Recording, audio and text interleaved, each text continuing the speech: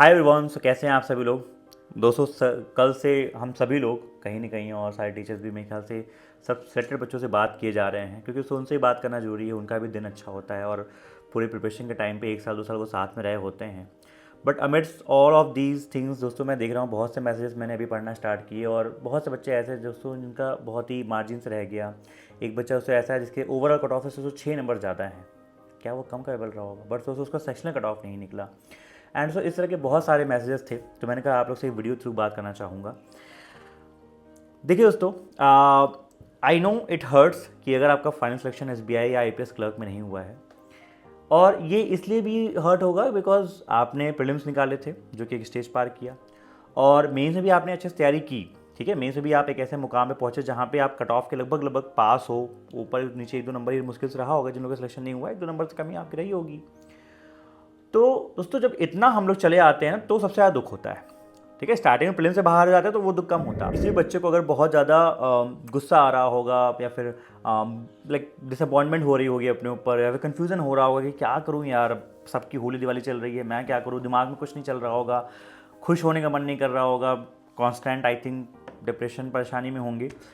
तो ये ध्यान रखना कि ये इसीलिए हो रहा है, दैट मीन्स यू केयर्ड, आपने उसका केयर किया था, you have worked for it, आपने उसके लिए सच में मेहनत की थी, तभी आपको ये हो रहा है। ठीक है, बट उसको एक बात दिमाग में ये याद रखना कि not getting selected this time doesn't mean you are not capable. ये मैं आपको समझाता हूँ दोस्तों। ये जो एग्जामिनेशन होते हैं SBI के, IPS के, SSC एग्जामिनेशन जो इतने मास लेवल पे होते हैं ना, यहाँ पे क्या होता है, जो आपका फाइनल सिलेक्शन दोस्तों होता है ना, वो कभी कभी बहुत ही छोटे मार्जिन पे डिपेंड कर रहा होता है। जैसे हम समझाता हूँ आप लोग को कि किसी, जैसे मान लो कोई सो स्टेट है जहाँ पे कट ऑफ कम गई है, ठीक है, ध्यान रखिएगा, और सो कोई ऐसा स्टेट जहाँ पे कट ऑफ हाई गई है, उस जो बच्चे की हाई कट ऑफ है उसका 1-2 नंबर से कम रहा है, वो सो दूसरा स्टेट जहाँ पे कम कट ऑफ है उससे ज़्यादा नंबर लाया, मतलब अगर वो उस स्टेट से भरा होता तो वो शायद सेलेक्ट हो जाता।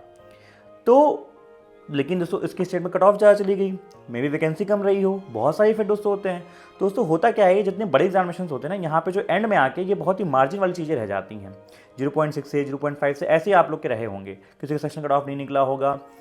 तो इसका मतलब दोस्तों ये होता है कि इट डजेंट मीन कि यू आर नॉट कैपेबल। इसका मतलब दोस्तों ये होता है कि आप बस कॉम्पिटिशन में आप थोड़ा पीछे रह गए, आपका वो लक नहीं था, या फिर आपने उस गलत स्टेट से भरा था, या फिर गलत नहीं बोलेंगे, मतलब आपने या फिर ऐसे स्टेट से भरा जहाँ पे कट ऑफ हाई चली गई, आपकी ऐसी कैटेगरी होगी, या फिर आप कुछ भी हो सकता है, इट कैन मीन एनीथिंग। ठीक है, तो अपने आप को दोस्तों ये जो, अगर आपने अपने आप को कोस रहे होगे, गुस्सा आ रहा होगा, तो उसको थोड़ा शांत कर लो कि दैट इज़ टोटली नॉर्मल। आपके हाथ में वो चीज़ नहीं थी, आपने अपना जितना बेस्ट देना था वो चीज़ आपने दे के आप आए थे, आपने अपना बेस्ट पुट ऑन किया था। अब कुछ चीज़ें जो इन फैक्टर्स डिपेंड करती हैं, state cut off, vacancies and ये सारी चीज़ें दोस्तों जो डिपेंड करती हैं, वो वहाँ पे फिर लक रोल प्ले करती हैं कि आपका उस दिन क्या था, कोई सिली मिस्टेक आपने कर दी होगी जिसकी वजह से आपके क्वांट में थोड़ा सा कम रह गया, 0.5 से आपके सेक्शन नहीं निकली, सिली मिस्टेक गलती से हो गई होगी, जो कि जनरली यूजली शायद ना होती होगी।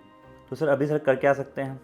देखो दोस्तों, करने में तो आपका डिसीजन होगा कैसे क्या चीज़ें आगे प्लान करना है, बट दोस्तों आपको मैं कुछ प्रैक्टिकल पॉइंट से हेल्प कर पाऊँगा शायद। जैसे मेरे साथ चीज़ें होती थी, सिलेक्शन नहीं होता था या फिर जब हारता था। तो देखो दोस्तों, एक दिमाग में चीज़ ये तो आपके होनी चाहिए कि आपने अगर मेंस लेवल तक पहुँचे और आपने सीरियसली मेंस अच्छे से दिया था, तो आप 90% एस्पिरेंट से आप आगे हो। प्रीलिम्स निकाल लिया आपने, मेंस आपने दिया है, अच्छे से दिया है, 90% एस्पिरेंट से आप आगे हो।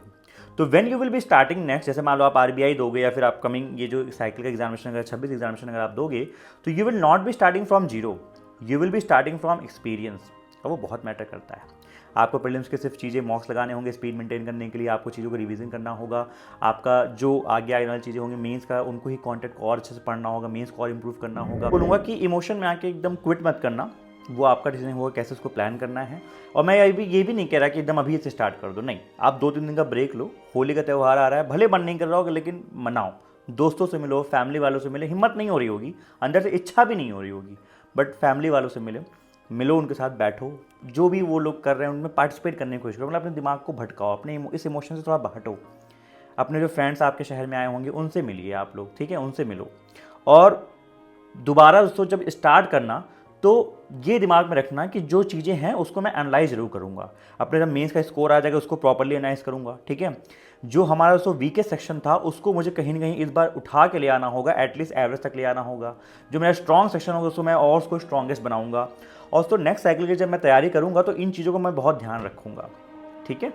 तो ये दिमाग में आप रखना, क्योंकि दोस्तों अगर हम मेंस तक पहुँच गए हैं ना, तो एक बात की मैं आपको गारंटी तो नहीं दे सकता, बट एक बात को मैं आपको श्योर कह रहा हूँ कि अगर आप मेहनत करोगे ना तो नेक्स्ट टाइम आप जरूर फाइनल लिस्ट में पहुँच जाओगे। और दोस्तों जस्ट मेहनत नहीं, मेहनत तो इस बार भी आपने की थी, दोस्तों कुछ ना कुछ हम स्मार्ट वर्क भी करेंगे कि अपनी लीड को हम इतना ऊपर ले जाएँ कि ये जो 1-2 नंबर के मार्जिन से चीज़ें हो जाती हैं ना, उनमें प्रॉब्लम ना आए, ठीक है।